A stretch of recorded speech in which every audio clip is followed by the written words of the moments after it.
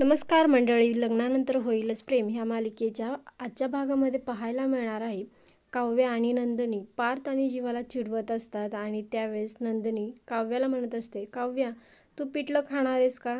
तर काव्या म्हणते, हो मी पिठलं खाणार आहे, आय लव्ह पिठलं. त्यानंतर नंदिनी सुद्धा म्हणते, आय आल्सो लव्ह पिठलं. आपण पिठलंच खाऊयात दोघीजण. आणि असं म्हणत त्या दोघी तावातावाने किचनमध्ये जात असतात आणि दोघीही जाऊन किचनमधून पिठलं घेऊन येण्याचा प्रयत्न करतात. तरी ते दोघा भावांची चर्चा चालू झालेली असते. दादा आता तू असं काहीतरी ऑर्डर कर, जरा चमचमीत प्रोटीनयुक्त. त्यांना पाहिलं ना ते आपल्यासारखं खायची इच्छा व्हायला हवी. पार्थ ऑर्डर करत असतो, पण ऑर्डर यायला 50 मिनिट लागत असतात. आणि त्यानंतर पार्थ म्हणतो, अरे जीवा आपली ऑर्डर येईपर्यंत ह्या खाऊन बडीशोप चावत आपल्याला चिडवायला येतील आणि ते येतच आहेत. आणि मधून त्या पिठलं आणि भाकर घेऊन येतच असतात आणि चिडवतच येत असतात. आय आल्सो लव्ह पिठलं. तर काव्या म्हणते, आय लव्ह पिठलं ताई. तर त्या दोघीही त्यांना दोघांना चिडवत असतात आणि काव्या म्हणत असते, ताई तुला काय वाटतं गं, आज वीकेंड आहे, किती वेळेपर्यंत ही ऑर्डर येईल? त्यानंतर जीवा आणि पार्थ खूपच चिडतात आणि म्हणतात, हो का, तुम्हाला असं वाटतंय का? आता आम्ही स्वतः हाताने स्वयंपाक करू आणि स्वतः खाऊ.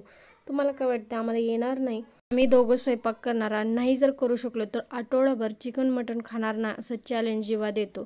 त्यानंतर किचनमध्ये आल्यानंतर पार्थ जीवाला म्हणतो, अरे जीवा तू बोलून बसला छोटे भाई, आपने कुछ ज़्यादा ही नहीं बोल दिया. यावरती जीवा पार्थला म्हणत असतो, अरे ठीक है ना बड़े भैया, क्या हुआ, बोल दिया तो कर लेंगे हम सब कुछ मॅनेज. आज चकाचक बाईला आता मी दाखवूनच देतो मी स्वयंपाक करू शकतो की नाही. तर इकडे पार्थ सुद्धा म्हणतो, हो ना, ती फिसकारलेली मांजर आहे ना, कशी फिसकारते अंगावर, तिला बी मी दाखवूनच देतो आता.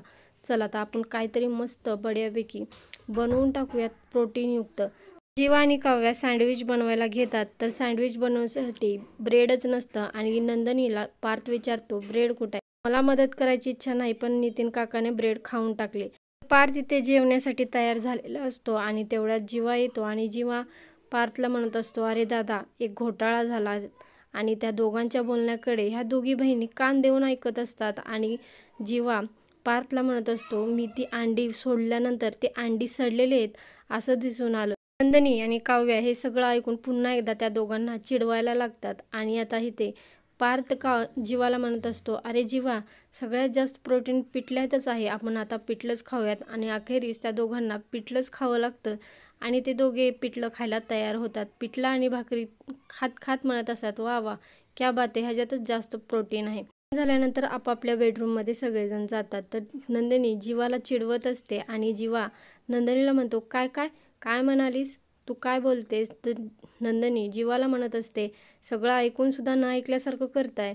हो ग बरोबर आहे, माझीच चूक आहे ना, पिठलं तर मीच खायचं आणि झोपायचं पण मीच खाली. नंदिनी तावातावाने जीवाकडे जाते आणि काय म्हणालात तुम्ही, सेम टू सेम, मला चिडवू नका हा, तुम्हाला सांगते मी, असं म्हणत ती त्याच्याशी भांडत असते. तर इकडे सुद्धा आपल्याला पाहायला मिळेल की काव्या पार्थला म्हणत असते, हे घ्या हातरून आणि तुम्ही खाली झोपा. त्यावरती पार्थ म्हणतो, मला खाली झोपणं होणार नाही, माझ्यासुद्धा पाठीत दुखेल ना. काव्या पार्थला समजवण्याचा प्रयत्न करत असते आणि पार्थ काव्याला म्हणत असतो, हे काय आहे ना, तुम्ही असं फिसकारलेल्या मांजरीसारखं माझ्या अंगावरती येताना, हीच तुमची चूक आहे. तुम्ही गोडीनं कधी मला सांगता का हो देशमुख, तुम्ही खाली झोपा मी वरी झोपते. पुढील भागामध्ये आपल्याला पाहायला मिळणार आहे नंदिनी जीवाला म्हणत असते, माझा आणि तुमचा काहीही संबंध नाही.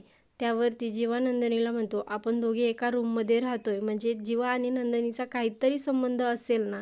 काव्या मात्र पार्थला समजवत असते आणि काव्या पार्थला म्हणत असते, हे बघा पार्थ, मी तुम्हाला जे काही सांगणार आहे ते आता तुम्ही शांतपणे ऐकून घ्या, वस्कन अंगावरती येऊ नका. मी तुम्हाला काय सांगते ते ऐका. तर पार्थ म्हणत असतो, तुम्हाला जे काही सांगायचं ते पटकन सांगा, मला झोप येते. काव्या म्हणते, आपण दोघे एकाच बेडवरती झोपू. आता हे ऐकून पार्थ म्हणतो, काय? जीवा आणि नंदिनी ह्या दोघांमध्ये समजूतदारपणा आलेला आहे आणि ते दोघेही बेडवरती झोपतात. तर जीवा हात पसरून पूर्ण बेडवरती झोपत असतो. पार्थ आणि काव्या दोघेही एकमेकांना समजून घेतात आणि दोघेही बेडवरती झोपायला तयार होतात. तर पार्थचं तोंड एकीकडे आणि काव्याचं तोंड एकीकडे असते. त्याची ही नवीन सुरुवात नात्यामध्ये गोडवा आणेल का आणि सगळ्यांना एकत्र बांधून ठेवेल का?